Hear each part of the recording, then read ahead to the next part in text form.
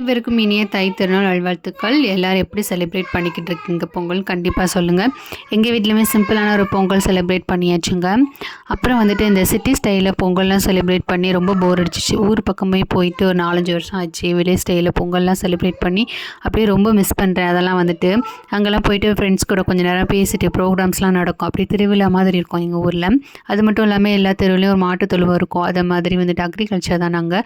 அவங்களோட வயல்லாம் யாரெல்லாம் அறுவடை பண்ணுறாங்களோ அவங்க புத்தரிசெல்லாம் வச்சு பொங்கல்லாம் படைப்பாங்க. அதை பார்க்குறதுக்கு சூப்பராக இருக்கும்.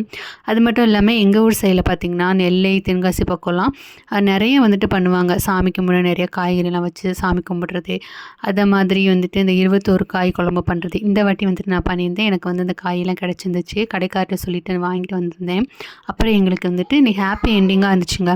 இந்த வாட்டி வந்துட்டு நான் கோயிலுக்கு போனப்போ ஒரு குட்டி பேஸ்கெட்டில் அந்த பொங்கல் பொருள் எல்லாமே வச்சு அழகாக வந்துட்டு ஜனனிக்கு கொடுத்துருந்தாங்க. அது பார்க்கும்போது ரொம்ப நல்லா இருந்தது.